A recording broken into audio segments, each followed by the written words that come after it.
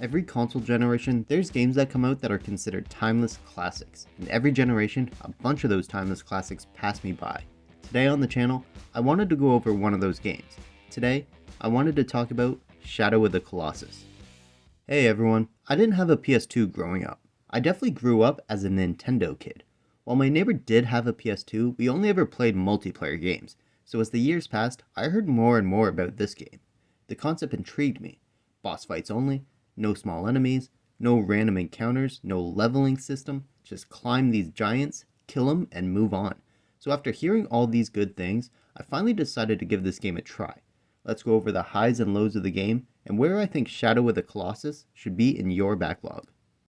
Now, I played the PS4 version of the game. I do own the PlayStation 2 version, but I decided to play it on the PS4 instead, as I figured this would be the version most likely in your backlog.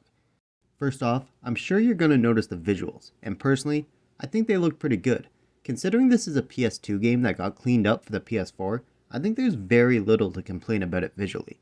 The characters and environment look good, but the colossi look great. Considering how giant they can be, there are some finer details that are fairly noticeable, and I think the designs for the colossi are pretty nice and varied. The color palette of the game, however, is very bland. There's a lot of open fields and deserts, and combined with the color palette, it makes the world feel very dull and uninspired. But once you reach an enemy, all of that goes away. There are also very specific instances of bright and vibrant colors, and because of the stark contrast from the regular visuals, it makes those colors pop off the screen even more. It allows the bright colors to really catch your eye, which is what needs to happen in those moments, so it all works together quite well. As for the sounds of the game, they fit quite nicely. They're never too dull or too over the top. From the sounds of your horse to the attacks from the enemies, nothing overpowers anything else during gameplay. The music fits extremely well, too. There's some rather intense music, and it ramps up when it needs to, and calms down during moments of no danger. The one aspect that I thought that was an interesting choice was the narration and voice acting. From what I know, they used a fictional language in the game and subtitled it for the player.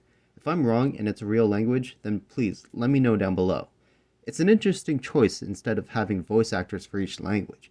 It works fairly well considering there isn't an overwhelming amount of dialogue in the game. It never forces the player to sit and read for extended periods of time. The dialogue and narration in the game is also rather mysterious. Not only is it a fictional language, which they can design to sound ominous, but the dialogue is also written in a type of riddle, never giving too much information to the player. The writing is never completely straightforward. It allows the player to take the small amount of info given and figure out where to go or how to defeat the enemy on their own. As for the story, again, there's very little given to the player. You play as a character named Wander, and you have the goal of resurrecting a young woman. Leading off from the temple, Wander needs to defeat all of the Colossus that are present in this isolated and forbidden land. Even though he is warned there may be a heavy price to pay for his actions, he is set on his task. The story isn't overly complex, and it gives very little backstory or explanation as to who she is and where they came from. This lack of information given to the player is also how the developers decided to go about the gameplay. The gameplay in this game is pretty interesting. At first glance, it might seem like giant boss fights. It might seem like it's just a hack and slash type of game. Just hit the enemy enough times and you'll win. But that's definitely not the situation here. This is absolutely a puzzle game. It gives you basically no displays on screen and only offers hints in the form of vague riddles. While it controls like an action-adventure game, the bosses require patience and understanding, not just video game fighting skill.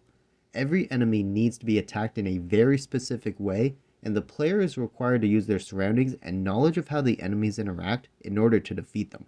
While some do require more skills than others, like shooting a specific section of an enemy with an arrow while on horseback, the majority of them require puzzle-solving skills and patience. The game actually features one of my favorite game design elements. Right from the moment you take control of the character, you have all of the abilities required to beat the game. There's no RPG stat changes or experience points. I didn't find a single upgrade or magic spell.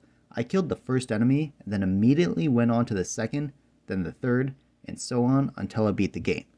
Yes, there are trophies for the PS4 that I haven't unlocked yet, but I saw the credits by basically doing a first playthrough boss rush, and it was great. I had to use the same skills and abilities in different ways to kill each enemy, and the creative puzzles helped keep the game from getting stale. You have your sword, a bow and arrow, your horse aggro, and the abilities to dodge, climb, and hang on for dear life. I saw the credits in roughly 8.5 hours, and I'd say well over an hour of that was hanging on to a giant enemy just being flailed around trying not to fall, and yet, it worked. I had very little issue with the concept of the game, and I didn't miss needing to search for random items in order to upgrade my weapons. I also had no issues with how the game ran. I had no issues with glitches or anything of that nature. Glitches, frame drops, sound issues, or anything else were virtually non-existent. If they were present in the game, they were so few and far between that it never bothered me. That being said, there was definitely things that I did have an issue with. There was quite a few times where the game really felt like a PS2 game.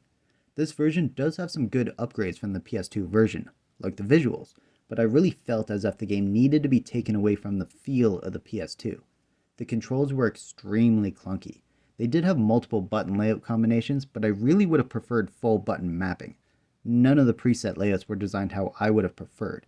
While I was able to get used to it for the most part, even by the end of the game, I was still pressing the wrong button at times.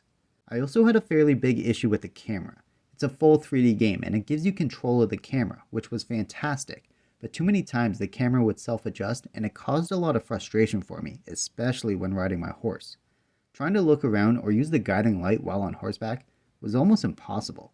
Swimming was also a bit of an issue in the game. While it wasn't used very often, when it was used, it was rather clunky and slow. They did design the game to avoid using it for extended periods of time, which was good. Otherwise, it would have made the game way too frustrating.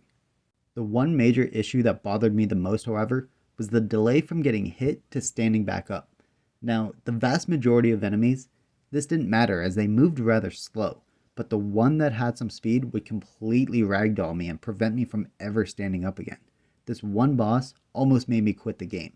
I would be attacked before I could stand up multiple times in a row, and it was infuriating. There was nothing I could do except hope that it wandered away far enough to give me time to stand up, or hope that it knocked me into a spot that I couldn't reach. I actually had one life where it knocked me down so many times in a row that it took away my entire health bar before I could stand up again. Now, if the PS2 style issues don't bother you and you make it through the game, there is some things to do after the credits. There is a New Game Plus mode, a mirror world, and time attack for each enemy, as well as unlocking all the trophies for the PS4 if that's something you care about. So there is extra value added to the game after you see the credits. So, with all that being said, where do I think Shadow of the Colossus should be in your backlog? I know this is a PS2 classic, but the way it plays in this day and age, I think it should be in the middle of your backlog. I think you should experience this game at some point, but I also wouldn't rush to play it.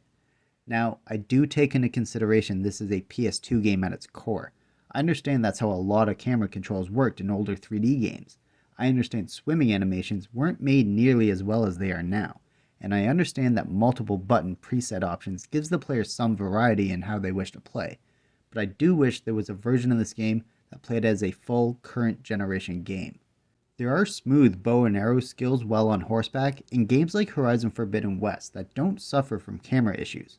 I think if Shadow of the Colossus could be made in a way that takes advantage of these new advances in gameplay design and development, then the game could be considered a current gen must play. I think the core of the game is fantastic, but it doesn't need a fresh coat of paint. It needs upgraded support within the core. I completely understand why this game got such high praise during the PS2 era, but I also think that it's very clunky to go back to now, even on the PS4. And there we have it, where I think Shadow of the Colossus should be in your backlog. Let me know down below if you've been meaning to give it a try, and if you already have, then let me know if you think my placement is correct. I hope you enjoyed the video. If you did, be sure to hit the thumbs up, it really helps out a lot. And don't forget to share the video with anyone who might enjoy it. If you're new here, be sure to hit the subscribe button for more video game related content. Thanks for making it to the end of the video. Thanks for watching.